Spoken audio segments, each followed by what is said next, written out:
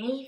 kapitel, der fortæller os om, hvor skyerne stammer fra, samt om at gurgle på skrømt. Gokletten har Johnson listet ned af den lange gang. Dunkle gange med de mange smukke malerier af Grev Fedt den frimodige. De blev enige om, at han så meget venlig ud. Venlig og en lille smule rædselsslagen. Der var meget stille på det gamle slot. Næsten som om, at huset holdt vejr. Dog, vinden kunne man sagtens høre. Den pep hen over tagryggen og hujede i skorstenene, og indimellem var der en dør, der smækkede, så det spjættede i gokletten. Hvis du endelig vil, kan vi da godt holde hinanden i hånden, hviskede den. Det behøves ikke, smilede Johnson. Det var for din egen skyld, bamse Johnson. Jamen, det gør ikke noget. Nu skal du ikke stille på tværs. Tag mig i hånden for din egen skyld. Okay, så tager jeg dig i hånden for min egen skyld. Er du meget bange, Goklet? Mig bange? Overhovedet ikke. Det ligger mig ganske fjernt at være bange. Jeg tænkte bare, at du måske var en lille smule bange, siden du ryster så meget. Jeg ryster overhovedet ikke, bamse Johnson. Jeg sitrer. Det er efter alle de år i flyveindustrien. Så sitrer man meget nemt. Ja, for du sitrer utrolig meget. Du skal ikke sige Må jeg ikke sige Nej, det er ikke godt for halsen at sige Man får udslæt. Desuden står der i brugsanvisningen for anden piloter, at de skal undgå alt, hvad der begynder med Du tænker ikke på det der med Nej, det tænker jeg aldeles ikke på. Det er slut med bogstavet U. Hvad så, hvis man skal sige uudgrundelige Ulla for Uruguay? Du skal overhovedet ikke blande hende ind i det. Der findes jo tusindvis af ord. Det er bare for at vælge, og jeg vil ikke høre det U. Er det forstået, Johnson? Ja, jeg skal nok gøre mig umage. Du skal ikke sige umage. Det må du da se og lære at forstå. Jeg troede faktisk, at du var blevet stor nok til at tale rent. Men der findes åbenbart lidt snavs tilbage i din mund, Johnson. Jeg gurler ellers hver morgen. Du skal gurle til alle ordene med U er forsvundet, og du har åbenbart gurlet på skrømt. Ach ja, sukkede Johnson. Jeg har meget at lære med hensyn til gurling. Det tør svagt antydes, vridsede anpiloten. Men nu må vi videre, og vi går helt tæt sammen af hensyn til kropsvarmen. Og således gik de op og ned af de lange, dunkle gange, indtil de stod foran døren til køkkenet. Ja, sukkede Johnson. Så nåede vi så langt. Jeg går bare ind, sagde Gokletten. Skal jeg gå først ind? Ja, du skal have lov til at gå først ind. Det er en stor ære at gå først.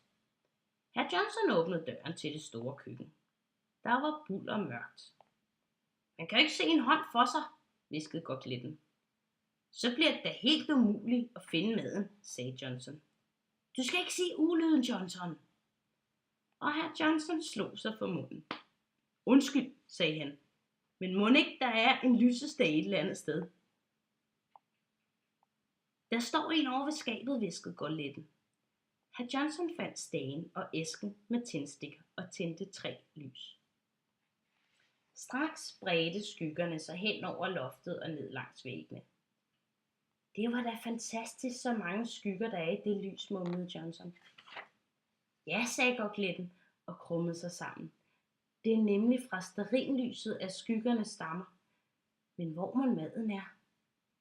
Jeg tror, den er inde i det høje skab, hviskede Johnson og åbnede døren, der gled op med en højlydt knirken. Nu viste det sig, at skabet var et fadebur. Et helt lille kammer med konservesdåser og melposer og juleøl. Og ganske rigtigt, inde på den nederste hylde stod alt den dejligste mad. Skal vi ikke tage knive og gafler med op til de andre, spurgte hr. Johnson. Jo, lad os bare gøre det, hviskede Gokletten. Men skynd dig, vi er her jo ikke for vores fornøjelses skyld. Et øjeblik efter havde de samlet det hele på en bakke. Vi skal vel også have en dug med, foreslog Johnson. En dug? Ja, en hvid dug. Der Der hænger faktisk en derhenne. Johnson pegede, og Gokletten gispede. Er der noget galt, Goklet? Anden piloten rystede over det hele. Jeg tror ikke, det er en du, stammede den.